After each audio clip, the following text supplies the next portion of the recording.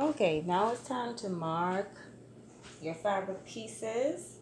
So you were going to eventually have two of these shapes cut out and two of these shapes marked. Now I advise you to mark while the pattern is still pinned to the fabric. Okay, so the first time you cut out the shape once, okay, for the front or back, whichever you say that side is for, you mark right away. Now you have two options for marking as we discussed in class. You can use tracing paper and tracing wheel, which I believe is it's fastest, okay? It's the quickest method. Or if you don't have those tools, you use your sewing gauge, tailor's chalk. So if you're using this and you obviously have a chalk that's the opposite or contrasting color to your garment. I have white chalk that I am going to easily see. It's going to show up easily. Ooh, can we even see it?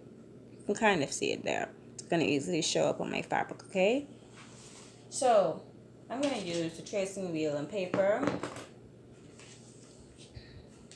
So I'm going to take most of my pins out, put them right back in the pin box. I'm leaving the pins in the corner in my garment pinned as an anchor.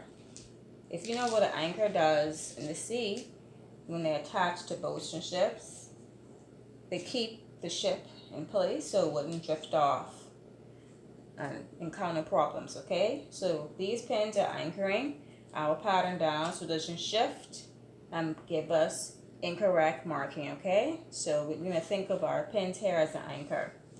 Now, I'm going to take probably a couple more out. I'm going to take this out temporarily, this one here. I'm going to put it back when I'm done with this side. Now, I'm marking my stitching lines on the wrong side. I'm going to now, because I don't have a distinctive print on my fabric, I'm going to call the under and top side the wrong side, okay? I'll label them as the wrong side. So I'm going to mark them at the exact same time to kill two birds with one stone. So I'm taking my tracing wheel, make sure I'm still in the frame, and I'm going to trace down my stitching line. My marking is faint to your eyes, maybe through the video, but we don't want the marking to be extremely dark. So there, okay?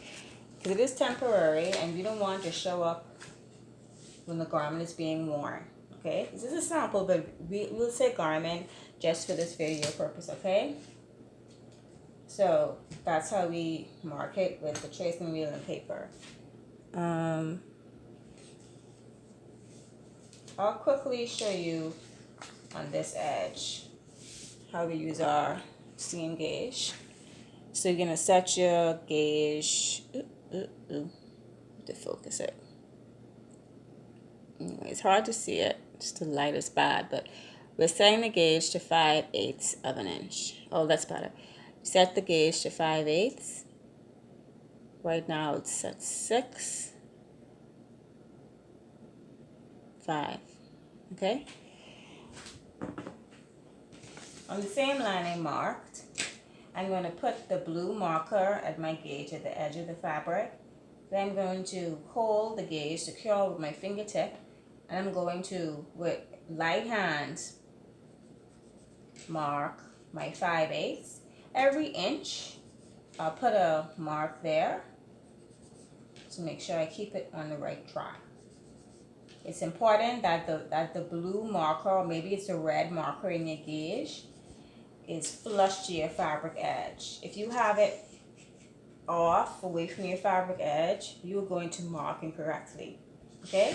So we're going to mark on the wrong side of your fabric, your stitching lines. And then on the right side, we're going to transfer this hemline. Okay?